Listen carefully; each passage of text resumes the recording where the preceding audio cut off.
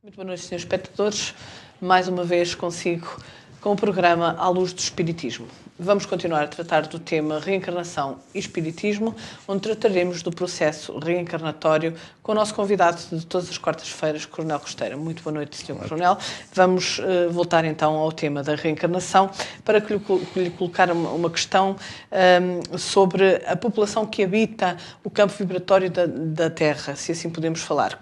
Que população é que habita este campo vibratório?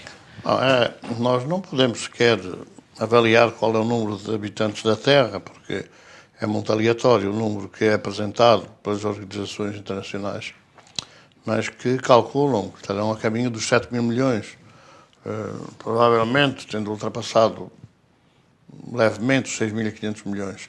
Mas neste número a coisa já é de tal dimensão que é difícil avaliar o número exato. Não calcular que à volta de 6.500 milhões da população na Terra. Os espíritos dizem, também não é um cálculo que eles possam afirmar até à dezena ou até à unidade, mas admitem em algumas fontes que possa andar pelo quádruplo, isto é, cerca de 24 mil milhões a 30 mil milhões. O que quer dizer que haverá, grosso modo, para cada reencarnado ou encarnado, haverá cerca de 4 desencarnados. Portanto, vamos situar uma população global em ordem dos 30 mil milhões. De alguma forma, isto tem a ver com a ascensão de espíritos de mundos primitivos ao mundo de expiação e provas, como é o caso da Terra, e também, embora um valor menos reduzido, que admitimos na nossa imaginação, que poderá também ser diferencial entre aqueles que vão sumindo ao mundo de regeneração. Portanto, não calculamos que sejam entre 25 a 30 mil milhões que estão na zona vibratória da Terra. Estando cerca de um quarto da população reencarnada, como é que se processa todo este processo? Como é que se organiza a cadeia reencarnatória? Os espíritos reencarnam quando querem ou tudo obedece a um plano? Nós acreditamos, só no mundo espiritual, tudo obedece a uma programação e um planeamento muito pormenorizado, porque nós na Terra temos uma pálida imagem do que é organização, do que é planeamento. Mas tudo no mundo espiritual, tudo aí na natureza está planeado, está programado. E, portanto, esse ciclo de movimentação entre aqueles espíritos que estão desencarnados, que estão, portanto, na condição de espíritos fora da matéria, e aqueles que estão na matéria, este fluxo, digamos assim, esta caminhada, com certeza que está programada e planeada. Mas nós temos que admitir, neste processo, que o número de espíritos que pode reencarnar a todo o tempo e o número de espíritos que estão na faixa de preparação para a reencarnação é uma diferença substancial. Portanto, temos que admitir que no ciclo de vida, calcular uma média de 40 anos, quer dizer, só 40 anos de média de esperança de vida, só de 40 em 40 anos é que muitos espíritos serão substituídos por outros que reencarnam. Portanto, esta situação, de alguma forma, também tem presente que o tempo na Terra não é o tempo no mundo espiritual, quer dizer, para os espíritos encarnados, a passagem do tempo não se mede por dias e noites, ou por ciclos de volta à Terra, de volta ao Sol, do ano, mas sim por digamos, uma presença mais ou menos consciente, mais ou menos liberta da matéria, que os espíritos possam viver. Aqueles que vivem mais junto à Terra, com certeza que para eles dia e noite também existe, às vezes é só noite, embora alguns também seja só dia, só luz. Mas é evidente que varia muito essa situação do tempo. E, portanto, se dissermos que um espírito está 100 anos à espera para reencarnar, pode ser normal. Esses 100 anos não correspondem de todo aos 100 anos da Terra, na passagem do tempo no mundo espiritual. Mas, enfim, quer dizer, a espera é variável de acordo com o ciclo evolutivo, de acordo com o estado evolutivo de cada espírito. Tentando analisar um bocado mais profundamente este processo, depois do desencarne, qual é o desenvolvimento da preparação para uma nova encarnação? Bom, o desencarne é variável, não podemos generalizar o estado evolutivo das pessoas quando chega, portanto, ao longo da vida física, ao chegar ao momento da passagem, é diferenciado. E, portanto, o que nós vemos é que há espíritos esclarecidos, há espíritos, enfim, vivem mais o bem, vivem mais o amor, vivem mais a mudança interior, a modificação de hábitos, a modificação de pensamentos, palavras e também as obras. Há todo um aperfeiçoamento. Naturalmente, ao aproximar-se do fim da vida física, a situação é diferente daqueles que estão mais agarrados à matéria, estão mais agarrados ao prazer material, ao vício, e não estão minimamente preocupados em evoluir, deixar de evoluir. E na Terra vemos uma percentagem muito elevada de espíritos que não estão a passar o tempo. Embora nós não podemos dizer que os espíritos materialistas não possam estar também num estado evolutivo grande, porque onde houver o bem, onde houver a caridade, certamente que haverá a evolução. E não é necessário ser ou cristão, ou budista, ou hinduísta para ser espiritualizado na sua conduta, no seu comportamento. Como diria um espírito ainda há pouco tempo, Eurípides Barçanufo, é verdade que não é só dizer que se segue o Evangelho, que se acredita no Evangelho, é preciso viver o Evangelho. Portanto, há muita gente que vive o amor, que vive a fraternidade, a solidariedade, em quaisquer faixas de crença, em quaisquer faixas vibratórias. Então, nós podemos dizer que quando nos aproximamos da hora da partida, da hora da fronteira da morte, o nosso estado espiritual vai condicionar muito aquele que é a partida para o mundo espiritual. E, naturalmente, que as pessoas que se atêm ao bem terão um despertar, as pessoas que não se atêm ao bem terão outro despertar, sendo que aquelas que se atêm ao mal terão um despertar, às vezes, muito, muito violento e muito dramático. Mas, normalmente, a passagem, a libertação do corpo físico dá sempre um tempo de intervalo, de interregno, porque as vibrações são diferentes, deixa de haver atração física, deixa de haver a vibração física para o espírito. E, portanto, a mudança é substancial.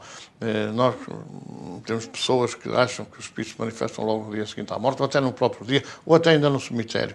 As coisas não são assim tão fáceis como isso, porque o estado de sonolência, como a gente adormecer à noite e durante o sono, se não tiver um sonho que às vezes ao despertar recordamos, durante o sono a gente não se lembra de coisa nenhuma. Quando é a morte é digamos, um adormecimento mais intemporal, quer dizer, demora mais tempo.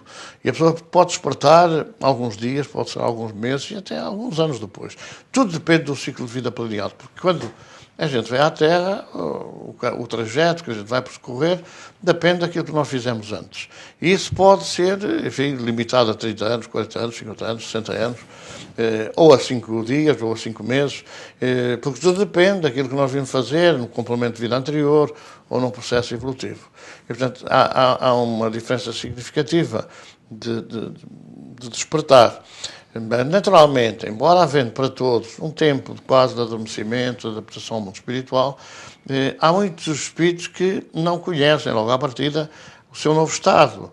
Ao despertarem, sentem-se no seu corpo, porque é o corpo espiritual, sentem-se vivos porque não morreram. E muita gente faz a ideia que a morte é uma coisa terrível e não é assim como se parece, é como despertar do sono.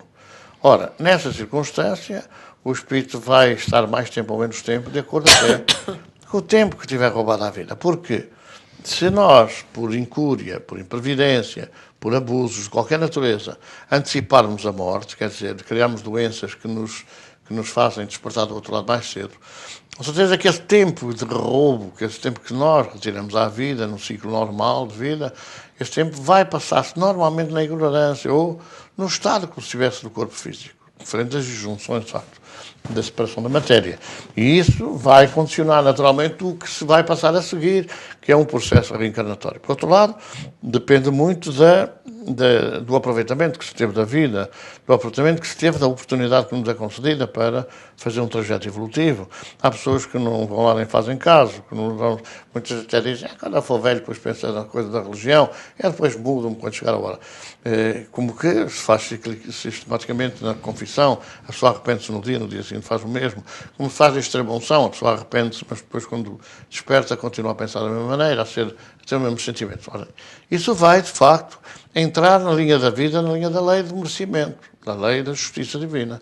Pois se a pessoa não aproveitou o tempo que lhe foi dado, se a pessoa não aproveitou o processo, a reencarnação que teve, se não atingiu determinados patamares de evolução, com certeza que não merece ter uma oportunidade tão cedo de voltar. E daí que possa haver espíritos que, pelo merecimento, regressem rapidamente à Terra, para haja aqui um tempo da racionalidade, que é o tempo de adaptação do corpo espiritual de um adulto ao corpo espiritual para um nascimento novo, num corpo de criança. Portanto, há aqui um processo de adaptação sempre que condiciona um mínimo de tempo de preparação para a reencarnação, e aqueles que, de facto, não merecem, portanto, não aproveitaram, não merecem, não respeitaram a possibilidade que lhes foi dada e não vão ter à sua frente muitos outros que precisam ou que merecem de vir primeiro. E isso depende de muitas circunstâncias, mas isso vai condicionar os anos em que a pessoa vai ter que estar à espera de outra oportunidade.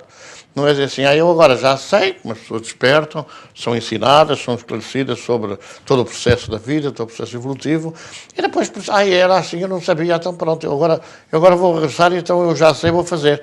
Mas isso não depende dessa vontade do arrependimento de última hora, porque a pessoa arrepende-se e depois volta a fazer o mesmo, volta a querer da mesma maneira. Há todo um processo de preparação, que os espíritos são sujeitos, ou somos sujeitos, no mundo espiritual, de aprendizado, de convivência, de aproximação com outros espíritos afins ou desafetos.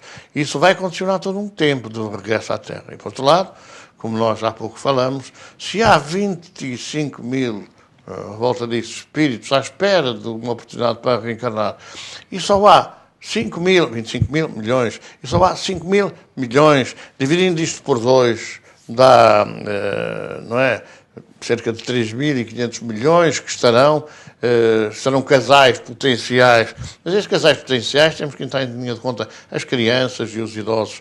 Portanto, aquilo que é possível prever que sejam 2.000 milhões de nascimentos para 25 mil milhões de candidatos condiciona, de facto, o tempo da reencarnação, o tempo de espera. E, portanto, estamos a ver que, às vezes, há espíritos que passam centenas de anos sem terem a possibilidade de voltar por não merecerem. E há outros que podem merecer, o seu progresso está a ser feito com grande rapidez por vontade própria, e, nesse particular, as concessões são mais justas, com certeza, e são as vindas mais rápidas. E, portanto, pode acontecer que espíritos reencarnem ao fim de um ano depois do desencarne. Não falamos das crianças, que aí podem reencarnar quase poucos dias ou poucos meses depois, e outros que terão que estar à espera centenas de anos, admitimos mesmo alguns milhares de anos, de uma oportunidade para virem progredir um pouco. Ainda dentro da temática da preparação para a reencarnação, o espírito André Luís, na sua obra e através da psicografia de Chico Xavier, fala-nos na existência, no plano espiritual, de laboratórios onde são preparadas precisamente, onde é feita a preparação para a reencarnação, onde os espíritos preparam a sua reencarnação. Nomeadamente, eu recordo-me de ler que existem mapas do corpo humano ou protótipos do corpo humano, onde são delineados precisamente os problemas físicos, as condições físicas em que o espírito irá reencarnar. Pode-nos explicar um pouco mais isto? Estes laboratórios assemelham-se aos laboratórios terrenos? Bom, não parece que tenha semelhança. Não há na Terra, ainda há agora alguns bancos de fertilização in vitro, e, portanto, mas aí é uma coisa meramente teórica. O processo de desenvolvimento da fertilização in vitro não está ao alcance dos homens. Tem que se socorrer das células masculinas, das células femininas, das condições coloidais que é necessário, às vezes, preparar para que essa fertilização tenha êxito. E sabemos de muitos casos em que não tem êxito. Mas é verdade que nós já podemos imaginar o que é que se poderá passar nesses laboratórios, ou um aspecto, uma forma de intuição, ou enfim, quer dizer, sugestão mental que os espíritos nos possam dizer. Mas é verdade que André Luís fala nisso, as pessoas quase escolhem as suas feições, mas é evidente que isso é uma coisa linear. Quando nós desencarnamos, levamos um somatório de culpas e de coisas boas, de coisas más, de erros e de realizações elevadas. E tudo isso se plasma no próprio perispírito. Portanto, o perispírito é uma matriz do que foi o corpo físico e é uma matriz do que será o corpo físico. E, portanto, quando o espírito, penso eu, é uma questão de imaginação, entra num laboratório desses, a partir é quase como um mapeamento daquilo que é o seu perispírito, está feito automaticamente em máquinas sofisticadas que a Terra ainda não conhece. Portanto, quando é analisado num laboratório o que vai ser o corpo de cada um, pois aquilo é fácil porque aquilo é plasmado na própria aparelho, na própria máquina, enfim, muito avançada, é plasmado aquilo que ele vai ser. Portanto, há uma espécie de indução mental sobre aquilo que espera ao espírito, que não tem qualquer dúvida em aceitar que faça a sua conduta, o seu comportamento, a sua vida, aquilo que vai merecer, aquilo que vai precisar de ter, é aquilo que lhe apresenta o mapa. E, portanto, o esquecimento é natural, porque ninguém quer nascer deficiente, ninguém quer nascer mongoloide ou autista, e ninguém quer nascer em determinadas circunstâncias, embora haja, por exemplo, quem queira nascer sem beleza física, para que realmente não seja mais difícil tornar-se mais belo espiritualmente. Portanto, será, no meu entendimento, serão esses laboratórios em que, de facto, os espíritos vão sendo preparados para receber ou para recepcionar ou para influenciar no processo seguinte, não é, da aproximação ao corpo físico daqueles que irão ser os seus genitores, sem dúvida se preparar para ver o que é mais necessário para ele no resgate. No mundo espiritual, não havendo espelhos, não havendo condições de vaidade, dessa coisa, não esteja presente, embora o atraso espiritual condiciona muito isso, mas estamos a falar de laboratórios, naturalmente que o espírito aceita naturalmente aquilo que precisa de ter para vencer mais uma etapa do seu processo evolutivo. E, portanto, eu penso que será esta questão dos laboratórios, que André Luís fala, nesta área, de facto. Nada é imposto, quer dizer, Deus não condiciona toda a sua digamos assim, criação, e neste particular nos laboratórios do mundo espiritual, há uma punição, uma imposição. Quer dizer, tu foste assim, agora vais ser assado, tu foste cozido, agora vais ser frito. Não, quer dizer, aquilo que existe na lei, aquilo que a lei determina de acordo com a nossa conduta. Quando um espírito em processo de reencarnação se apresenta num laboratório desses, ele já criou em si mesmo o mapa da sua matriz física, está criado no seu corpo espiritual. E por isso é que nós vemos, por exemplo, no processo reencarnatório, a parecença, as feições que se aproximam mais das feições do pai ou das feições da mãe, de acordo com essa genética do passado, que condiciona, digamos assim, aquilo que vai ser depois o modelo organizacional biológico, que é o perispírito, que condiciona essa estrutura perispiritual de acordo com a conduta e com o comportamento. Portanto, quando o indivíduo se apresenta no laboratório, diante dessas máquinas, poderão ser fotográficas, poderão ser com outra tecnologia mais avançada que a gente conhece, quando a fotografia é tirada e aparece na máquina um mapa daquilo que vai ser o corpo físico, é o que vai ser o corpo físico, aquilo que era o corpo espiritual, porque, embora a genética tenha uma influência fundamental nisso, a escolha dos genes e depois a influenciação do perispírito sobre o novo corpo é indiscutível e é inevitável. E, portanto, aquilo que a pessoa foi no passado, aquilo que vai condicionar depois, influenciar, envolvendo o corpo físico, aquilo que será o corpo físico no futuro. Pronto, já verificamos que um dos primeiros passos para a reencarnação será mesmo a sua preparação. Vamos imaginar que um espírito está autorizado a reencarnar, se preparou para tal. A partir daqui, que passos? Quais são os passos seguintes? Como é que se processa toda a reencarnação? A lei define os afetos e os desafetos. Sendo que, quando a gente condiciona, ou melhor, quando a gente analisa a questão dos amigos e dos inimigos, nós, face à lei que estipula que é preciso sermos todos irmãos e amarmos todos como irmãos. Quando a lei estipula assim, nós não podemos fugir à lei. E, portanto, os amigos que se traem e viram inimigos têm naturalmente, ou estão condenados naturalmente a voltar a ser amigos. Voltar a ser amigos. Os amigos que eram amigos, continuam amigos, têm que, digamos assim, aperfeiçoar essa amizade, no sentido da fraternidade, porque somos todos filhos de Deus. E, portanto, esta condição da lei é inevitável. A consanguinidade pode facilitar a realização destes dois objetivos. Primeiro, melhorar essa fraternidade, essa sintonia vibratória, essa afeição, ou pode fazer com que os desafetos se aproximem, porque no esquecimento das coisas do passado, a consanguinidade pode facilitar a aproximação e, naturalmente, como é inevitável, que os inimigos voltem a ser amigos. Ora, nesta perspectiva, não depende de cada um escolher, eu quero ser daquela família, porque se a lei diz que não merece, não vai ser. Ou eu não quero ser, porque não simpatizo, porque tenho problemas, porque tive graves... Peço desculpa interromper. Quer dizer que a escolha da família também é programada, não é aleatória? Também é programada. A programação não envolve apenas uma só vida.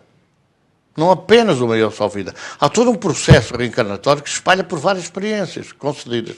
E, portanto, se chegou a hora de uma aproximação com os desafetos, pois isso vai ser uma condicionante. Se chegou a hora de uma manutenção de vida com os afetos, com as pessoas afins, pois essa situação também é considerada. Mas pode essa hora chegar só daqui por 2 ou 3 experiências. Pode na próxima experiência o merecimento não ser, digamos assim, suficiente para permitir que, por exemplo, 2 afetos se liguem outra vez, mas pode ser na outra vida a seguir. Ou pode ser conveniente que os desafetos não sejam já nesta, possam ser na próxima. Tudo isso é feito um planeamento, numa questão intemporal. Para nós, eu quero já ser agora, mas eu não mereço, não posso ser agora. Vou fazer por ser na próxima. Há pessoas que dizem, eu não encontro a minha alma gêmea. Esta não é a minha alma gêmea. Essa questão da alma gêmea é uma questão muito discutível. E não, propriamente há não sei quantos milhões de almas gêmeas. São aqueles que são criados ao mesmo tempo por Deus. Mas essa questão dos afetos, o meu amor não é este, não está cá, ainda não veio, isso é muito aleatório. Não é bem assim que essas coisas passam.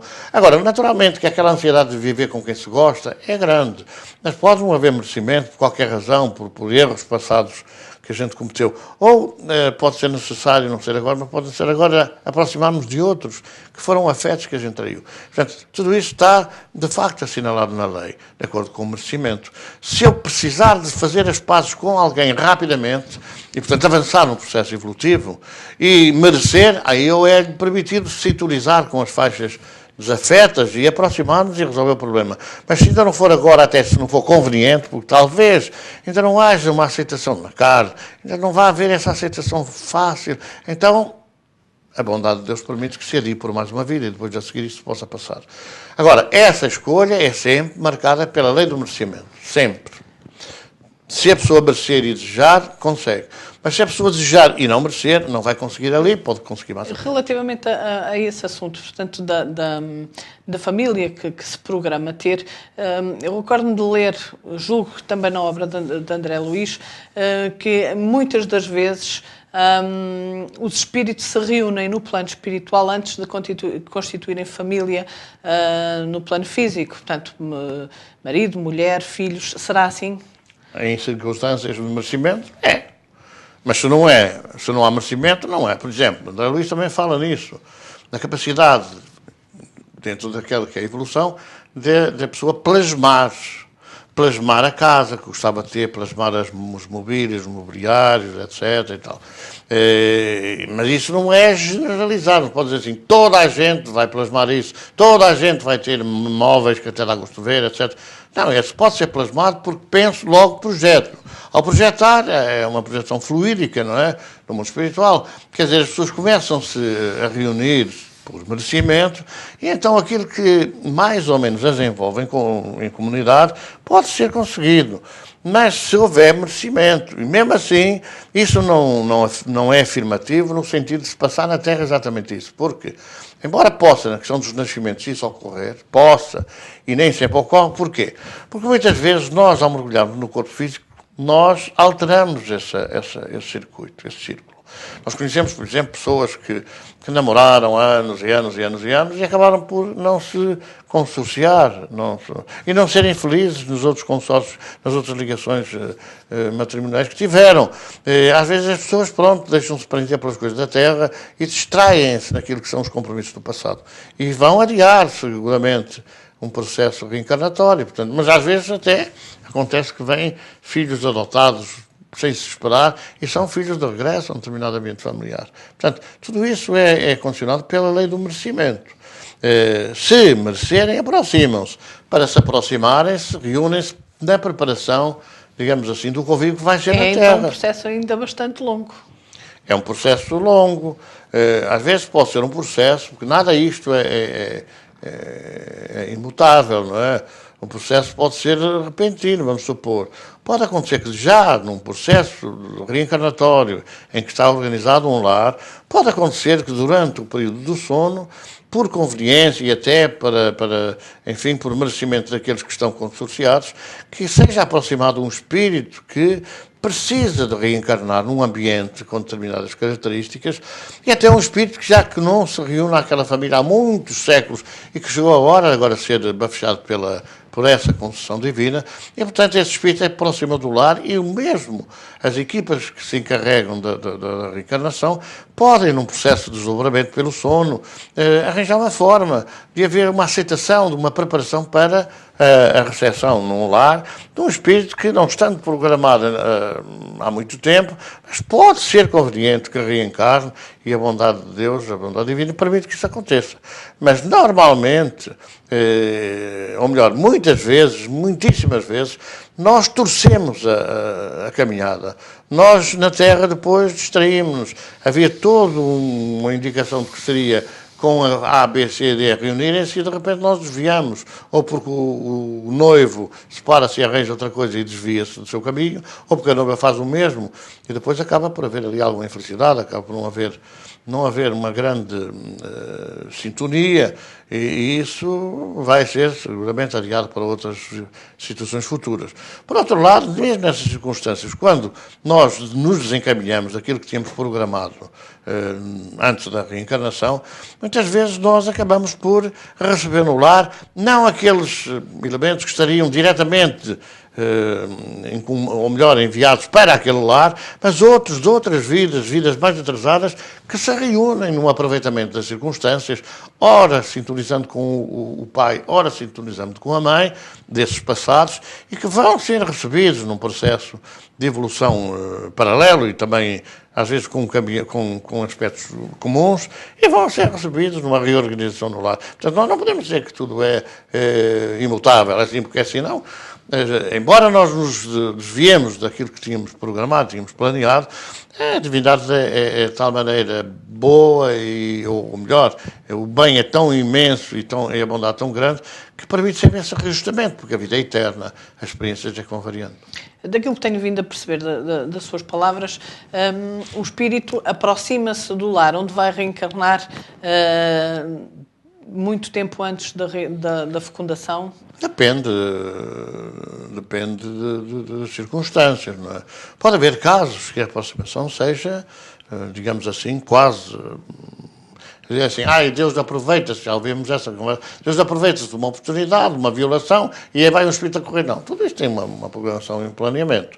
Agora, a aproximação pode, ainda que planeado pelo mundo superior, nós não podemos agora entrar nessa profundidade, estudo de Deus, como é que Deus acha que vai ser, o que vai ser, os desígnios dele são insondáveis. E, portanto, nós não podemos estar agora, o que é que pensam, o que é que pensar, somos minúsculas gotas no meio de um oceano de amor. Mas o que é facto é que esse planeamento pode ser programado, e nós desviarmos, pode ser uma programação mais recente, de acordo com a evolução das coisas. Agora, a aproximação dá-se de acordo, como diz André Luiz, de acordo com os tempos que estão previstos para que isso aconteça. Por exemplo, se a família está reorganizada no mundo espiritual e depois vêm aqueles que vão ser pais e tal, vão se aproximando, depois vão se aproximando naturalmente pela sequência prevista ou planeada, os espíritos que vão reencarnar de acordo com o timing Portanto, o primeiro vai no tempo próprio aproximar-se, depois vem o segundo, o terceiro, aqueles que estiverem programados de reencarnar. Ora, essa aproximação, naturalmente que é anterior ao ato, digamos assim, da fecundação. Vai frequentemente a mãe andar acompanhada e o pai desses espíritos em processo que vai naturalmente desenvolver a reencarnação. E há situações em que a ansiedade do espírito reencarnante influencia a mãe ou influencia o pai. Há situações em que o espírito tem paciência, aguarda, e é o adiamento que o pai ou a mãe preferem fazer de receber o espírito no seu lar, através da maternidade, que vai condicionando às vezes até a situação de ansiedade do espírito reencarnante. Portanto, não podemos dizer que é dois casos ou dois casos iguais, não, são todos casos diferentes. Poderão ser muito semelhantes, muitíssimo semelhantes, quando se trata, por exemplo, de gêmeos, ou quando se trata até de situações em que esse gemelializar vem mesmo com corpos físicos ligados. Portanto, é todo um processo de mais proximidade. Naturalmente que a aproximação dos espíritos é diferenciada e temos diferentes também. É claro que depois essa aproximação, o envolvimento, a presença no lar, o andar abraçado à mãe ou abraçado ao pai, digamos assim, nesta misturada de vibrações que depois na Terra, depois já no processo depois do nascimento se vai verificar, que é todo um planeamento do mundo espiritual superior e que é um planeamento absolutamente excepcional, mesmo quando essas, por exemplo, há deformações físicas, há atividades orgânicas, etc., que vêm surgir, mesmo assim é um planeamento, não de acordo com castigos, mas de acordo com as necessidades que o espírito reencarnante tem de se dotar de um corpo físico. E após a fecundação, como é que se processa a reencarnação, a ligação do espírito ao corpo? Eu costumo dizer isso, as pessoas poderão discordar desta forma, é quase como uma osmose, quer dizer, uma absorção espiritual, ou falando em terminologia médica, é uma osmose psíquica, sendo que a psique é o espírito, portanto, eu digo que é uma absorção espiritual. Quer dizer, quando o espírito se aproxima dos pais do lar para reencarnar, a matriz está definida, quer dizer, o que é que o corpo tem que ter para ajudar o espírito a evoluir? O que é que o espírito precisa de encontrar para se fazer essa evolução, por exemplo, deixar manchas de doenças graves que foram conducentes a suicídios ou manchas de homicídios, não matar ou causar outro dano no corpo ou na alma assim ao próximo. É uma condicionante que fica gravada e, portanto, o perispírito vai ao aproximar-se do lar, vai condicionar, porque está ali gravado aquilo que o corpo vai precisar de ter. Logo, o corpo tem que ser constituído de acordo com essa necessidade.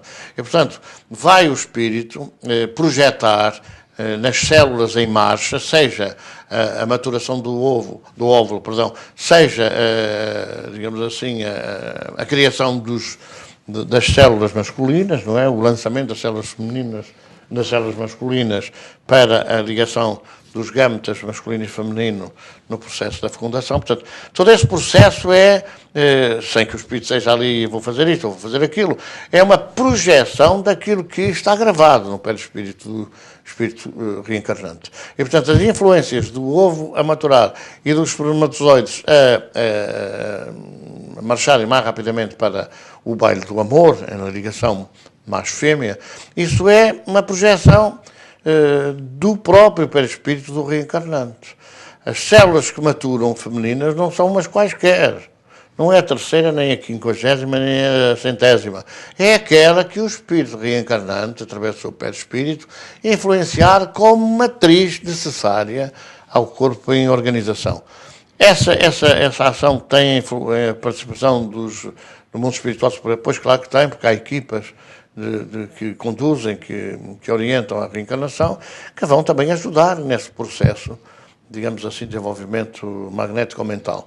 Por outro lado, as células masculinas que vão ser impulsionadas, ou a célula masculina que vai ser impulsionada para o salto quântico através para a fecundação, também é influenciada por essa condicionante orgânica, ou melhor, semi-orgânica ou semi-material do corpo espiritual, sempre com a participação daquilo que poderão chamar-se os engenheiros siderais, que tratam exatamente da genética do nascimento, dos ADN espirituais ou perispirituais. E, portanto, esse é um processo que não envolve a vontade do espírito, que não há nenhum espírito que quisesse nascer cego, por exemplo, embora Jesus tenha dito que ele, se foi objeto de escândalo, é melhor arrancar os olhos antes de nascer de novo. E, portanto, mas não depende, porque ninguém quer nascer cego, mas precisa de não ter a vista. Se precisa não ter a vista, essa necessidade, espelhada no perispírito, vai influenciar os genes que depois vão continuar no corpo nessa área. Ora, essa aproximação vai sendo, ou vai estando a ser feita, até ao ato da ligação dos gametas, do masculino e feminino, para um processo depois da meiose e da multiplicação das células no corpo humano. E, portanto, é uma escolha do próprio. É o envolvimento dos pais e depois é o envolvimento da própria reencarnação, que é feita, portanto, a célula masculina com a célula feminina formam o ovo e naquele instante dessa, digamos assim, dessa criação do zigoto, dessa criação do ovo, o espírito é ligado automaticamente, seja por tal osmose psíquica, não é? Por a projeção psíquica ou espiritual sobre a célula física, portanto, é uma coisa que é da posse, que é entregue à posse do espírito, não é? E, portanto, essa ligação, através daquilo que os espíritos chamam de cordão prateado, é feita num instante e também ajudada por aqueles que no mundo espiritual acompanham, orientam e presidem a reencarnação. Mas é a única ligação? Essa ligação é feita na célula inicial, que é o ovo. Mas nós sabemos que o ovo se vai dividir em 2, em 4, 6, 32, por aí fora, sempre em produção geométrica. E isso vai se fazer com que, cada vez que isso projeta uma divisão, não é? A partir do momento em que é lançado sobre o ovo e se faz uma ligação para duas células, há duas ligações automáticas que são feitas do perispírito para o corpo. Depois, em 4, há 4, há 16 por aí fora, sempre, à medida que se processa a multiplicação celular, são feitas ligações, liames, que o perispírito do reencarnante lança sobre o corpo físico, progressivamente. Então as ligações são tantas quanto as células físicas? Tantas quanto as células. Agora, há uma ligação principal, aquela que, como o cordão umbilical da mãe, que liga ao filho, faz a ligação do espírito, através do perispírito, ao corpo físico. Portanto, essa é a ligação primeira a fazer-se e a última a romper-se, já no processo do processo físico. Para podermos terminar, e daquilo que depreendi da resposta anterior, é então o espírito que influencia toda a genética, toda a hereditariedade defendida pela ciência. Sem quaisquer dúvidas. Se assim não fosse, não havia justiça divina. Quer dizer, aquilo que a gente dizia quando era miúdo, Deus castiga sem pau em pedra, ou os desígnios de Deus são insondáveis e não se podem discutir. É doente, é aleijado, é ação, é inteligente, é pobre, é pé. Quer dizer, isso não há desígnios de Deus, é um merecimento de cada um que condiciona todo o processo de reencarnação. Não é propriamente nenhum arbítrio de Deus. É o nosso arbítrio em liberdade ao construirmos do passado determinados caminhos que a gente tem que percorrer. Portanto, isso é a justiça funciona assim. A cada um será dado segundo as suas obras. É uma frase absolutamente indiscutível de Jesus. Alguns irmãos às vezes perguntam, mas afinal, como fizeres acharás, onde é que está escrito? Se a cada um é dado segundo as suas obras, aquilo que as pessoas obram, fazem, tem a consequência. Portanto, aquilo que recebem foi aquilo que fizeram. O que fizeram, vão achar. Portanto, é um processo absolutamente indiscutível. Mas eu só sou cego metade de um olho, o outro é dos dois olhos, porque cada um é dado segundo as suas obras. Mas eu começo a ver mal aos 50 anos e outros só aos 90, porque cada um é dado segundo as suas obras.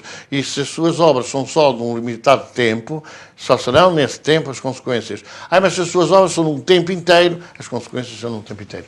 Porque cada um recebe de acordo com aquilo que merece. Vamos ficar por aqui. Eu sugeria que no próximo programa, antes até de um programa de respostas aos nossos espectadores, pudéssemos falar ainda sobre este tema, acerca da vivência da gravidez, da vivência da gestação, por parte também e por parte do espírito, mais a nível espiritual e não físico. Poderá ser? Isso. Então, até à próxima quarta-feira. Esperamos por si. Quanto a si, senhor espectador, relembro o nosso e-mail, asceviseu@gmail.com, para onde poderá dirigir as suas questões, que serão respondidas num outro programa a seguir ao próximo. Até à próxima quarta-feira, se Deus quiser.